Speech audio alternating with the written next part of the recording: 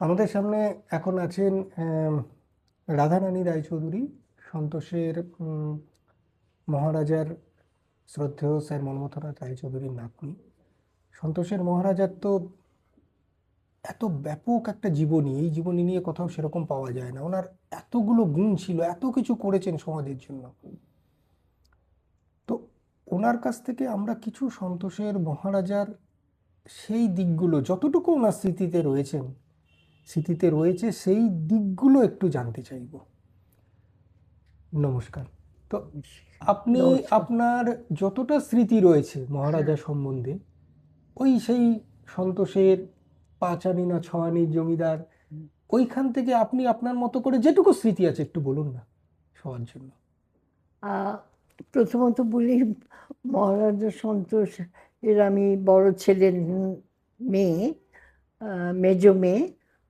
তো আমার স্মৃতিটা ওনার সঙ্গে অনেক দিনের, কেননা যখন আমার 5-6 বছর, তখন থেকে আমার যেটুকুন মনে আছে আমি বলছি। হ্যাঁ। আহ, আমাকে ভীষণ স্নেহ করতেন। সব নাতি নাতনিদের উনি খুব ভালোবাসতেন, কিন্তু আমাকে তার মধ্যে থেকে একটু আলাদা করে ভালোবাসতেন ভীষণ। তা আমি প্রায় ওনার সঙ্গে সঙ্গে একটু ঘুরতাম সব জায়গায়। ওনার খেলাধুলার প্রতি তো প্রচুর ভালোবাসা ছিল। আচ্ছা, মহারাজার ওখান থেকে মানে সন্তোষে যে ওনাদের বাড়ি ছিল, জমিদার বাড়ি, আমি তো হুম, হ্যাঁ বল। ওটা কি পাঁচানি না ছয়ানি কি একটা বলে ওখানে? হ্যাঁ, কেননা আমাদের পুরো জমিদারিটা আহ, 1 টাকা, আচ্ছা। তখনকার কালের 1 টাকায় ভাগ করা ছিল। 6 আনি আর 2 5 আনি, 16 আনায় 1 টাকা হতো তখন। এই আচ্ছা। তো ওখান আমাদের সেই 5 ভাগ, আমার আরেকজনের 5 ভাগ আর 6 ভাগ। হুম। আচ্ছা, ওখানে তো শুনেছি খুব ছোট বয়সেই উনি সমাজ সংস্কারক, মানে স্কুল করা, এই করা, অনেক কিছু। খুব অনেক করেছেন। ওনার মাও করেছেন অনেক। বিন্দুমাছিলি স্কুল, বিন্দুমাছিলি কলেজ, যা শুনি এখনো আছে, এখনো ওখানে মেয়েদের জন্য বিশেষ বিশেষ করে উনি করেছিলেন। তারপরে এই বিভিন্ন আমাদের যে তীর্থক্ষেত্রগুলো আছে ওইখানেও। সেখানে সেখানে আশ্রম করা, তারপরে হাসপাতাল, হাসপাতাল। লাইব্রেরি, পশু চিকিৎসালয়। ও পশু চিকিৎসা তো ভীষণ, পশু পাখি খুবই ভালোবাসতেন, এবং ওনার ছিলও অনেক। আচ্ছা, আপনার এখনো সেই বাংলাদেশের সেই টাঙ্গাইলের সন্তোষ ইয়েটা এখনো ছবিতে ভাসে, মানে বাড়িটা এখনো ছবি? সেই, মানে আপনার চোখে স্মৃতিতে এখনো মনে আছে সেই না, বাড়ি? মানে মানে আমি খুব যখন ছোট ছিলাম তখন। তখন যে চলে এলেন তারপরে চলে আর গেছিলেন কোনো না, সময়? আর যাইনি। তাহলে তো ওগুলো তো শুনেছি এখন সব দখল হয়ে গিয়ে কোনো জায়গায় অনেক কি দখল হয়ে গেছে, অনেক। সমস্ত। যদিও আমার শ্বশুর বাড়ি ময়মনসিংহ, সেখানেও আমি যেতে পারিনি। তারপরে আর যেতে না, পারেননি। তো মহারাজা তো কলকাতায় মারা গেলেন 1939-এ, কলকাতা আলিপুরে আমাদের বাড়িতে, বাড়িতে সন্তোষ যেখানে, হাউসে। হ্যাঁ, সন্তোষ হাউসে মারা গেল। তো এখন ওই সন্তোষ হাউসটা মনে হয় ওই ফ্রেঞ্চ এম্বাসি বা কিছু একটা রয়েছে ফ্রেঞ্চ অ্যাম্বাসি ভাড়া নিয়েছেন, হ্যাঁ। এখন সন্তোষ হাউসটা। কারণ আমরা তিন বোন, বাড়িটা 3 ভাগ হচ্ছে 3 ছেলের জন্য। হুম। ছোট মেজ ছেলে, ছোট ছেলে, আর আমার বাবা বড় সব থেকে। তা আমাদের দিক যেটা, আমরা 3জন যেটা আমরা পেয়েছি, আমাদের বাড়ি থাকার জন্য আমরা তো ওখানে থাকার তো দরকার নেই, তাই ভাড়া দেওয়া হয়েছে। ফ্রেঞ্চ ফ্রেঞ্চ এম্বাসির আগে জার্মানরা ছিল, রাশিয়ানরা ছিল, জাপানিজরা ছিল, ওই এম্বাসিতেই ভাড়া দেওয়া হয়েছে। আচ্ছা, খেলাধুলার ব্যাপারে আমি শুনেছিলাম আপনি এর আগে একদিন বলছিলেন যে উনি বোধহয় কোনো একটা জায়গায় খেলা দেখতে গেছেন, ওনাকে সরিয়ে দেওয়া হয়েছে। হ্যাঁ, এটা মাউন্টেড পুলিশ। তখন চারপাশে মাউন্টেড পুলিশ থাকতো, মানে ঘোড়া নিয়ে ওরা থাকতো। তো আমার বাবা তখন ছোট, এবং কাকাও ছোট। ওনারা খেলা দেখছিল বাইরে, বেড়ার পাশ থেকে, তখন বেড়া ছিল, গাছের বেড়া। সে পাশ থেকে খেলা দেখছিল। আর আমার দাদুও ছিলেন সঙ্গে। তখন মাউন্টেড পুলিশ এসে বলে তোমরা এখানে দেখতে পারবে না। তখন ইংরেজ মাউন্টেড পুলিশ। তো উনি বলেন কেন? বলে না, Indians are not allowed to C the match. তাই জন্য ওরা তখন উনি বলেছিলেন আমি একদিন এখানকার প্রেসিডেন্ট হয়ে আমি ফিরে আসবো। হি বিরাট ব্যাপার। বিকেম, হ্যাঁ, এবং কথা রেখেছিলেন, উনি কিন্তু আইএফএর প্রথম ভারতীয় প্রথম ভারতীয় প্রেসিডেন্ট। প্রেসিডেন্ট। এবং খেলাধুলার ক্ষেত্রে মানে সাহায্য করার ক্ষেত্রে অনেক অবদান।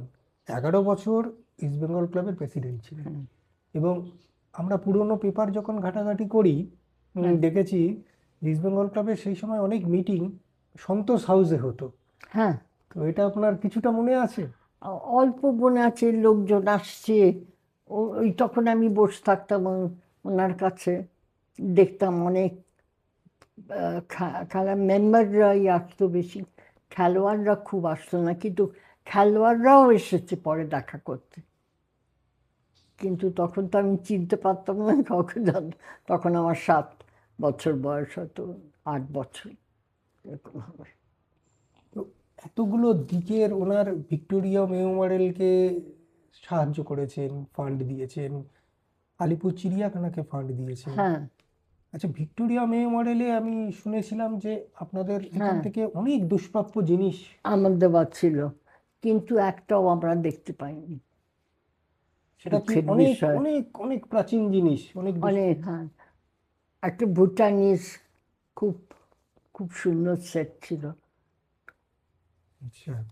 আর ইস্টবেঙ্গল ক্লাবের সাথে তো একটা বিরাট সম্পর্ক, কারণ সেই সময় ওই ময়মনসিংহের এখানে এক তো প্রতিষ্ঠাতা, এই পাশটাতে নাগরপুরের জমিদার সুরেশ চৌধুরী, এ পাশে সন্তোষের মহারাজা, এবং সন্তোষের ভাগ্যকুলের। মহারাজা ভাগ্যকুলের জমিদাররা।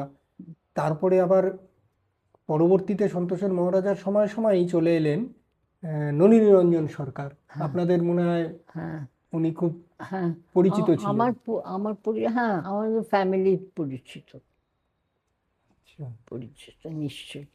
এবং আমার সঙ্গে কোনোদিন নিজের আলাপ হয়নি, কিন্তু আমাদের ফ্যামিলিতে, আমার বাড়িতেও এসছেন খুব অনেকবার। আচ্ছা, খেলাধুলার, যদিও আপনি তখন তো অনেকটাই ছোট, উনি তো যখন অনেক ছোট, চলে উনি গেলেন তো যখন চলে গেলেন তখন আমার 9 বছর বয়স। 9 বছর বয়স, তা তো মনে থাকবে না অত কিছু না, সেই সময় স্মৃতিতে। নাহলে ইস্টবেঙ্গল ক্লাবের পুরোনো দিনের ইতিহাসটা অনেকটাই হয়তো পেতাম আপনার কাছ থেকে ওনার ইয়েতে। তবু ওই যে আশুতোষ মুখার্জির একটা স্ট্যাচু স্ট্যাচু, হ্যাঁ, উনি উদ্যোগ ছিল, নিয়ে করলেন। হ্যাঁ, তারপরে এই যে ইস্টবেঙ্গল ক্লাবের টেন্ট, তখন সেই সময় 20-র দশকে নতুন টেন্ট, নতুন গ্যালারি, হুম, এবং সবচেয়ে বড় কথা হচ্ছে যেটা আমরা ওই পুরোনো পেপারগুলোতে ঘাটাঘাটি করতে গিয়ে পেয়েছিলাম, যে 1924-25-এ উনি একটা বিরাট ভূমিকা নিয়েছিলেন, যে ওই ফার্স্ট ডিভিশনে দুটো ইন্ডিয়ান ক্লাবের নিয়ন্ত্রণকে সরিয়ে দিয়ে ওপেন করে দেওয়া, যে সমস্ত ইন্ডিয়ান ক্লাব যাতে, যারা সুযোগ পাবে তারা যাতে ফার্স্ট ডিভিশনে খেলতে পারে, এর জন্য যে লড়াই। এবং এটা একটা বিরাট ব্যাপার ছিল, হ্যাঁ, সন্তোষের মহারাজা শুনে করেছিলেন। বড় হয়ে তারপর শুনেছি আমরা। হ্যাঁ। হুম। তো আপনার বাবার কাছ থেকে কোনো কিছু শুনেছেন খেলাধুলার ব্যাপারে, কোনো কিছু এরকম?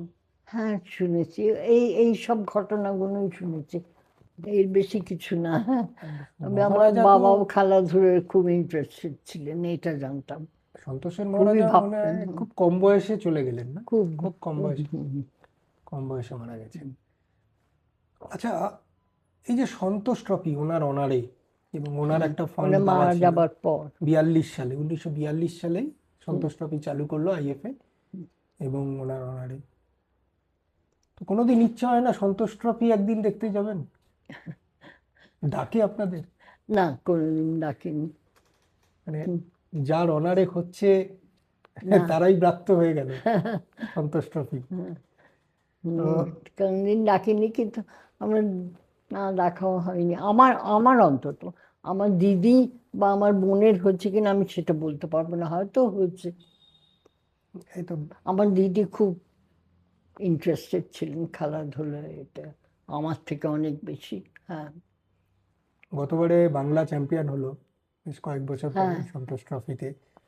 এবং হ্যাঁ, তখন এবারেও আমরা নিমন্ত্রিত হইনি। আচ্ছা, আপনি বোধহয় শুনেছেন যে ইস্ট বেঙ্গল ক্লাব একটা মিউজিয়াম করেছে এবং একটা লাইব্রেরি করেছে এবং আরো অনেক কিছু, এবং পুরনো ইতিহাসটাকে সংরক্ষিত করে সবার জন্য।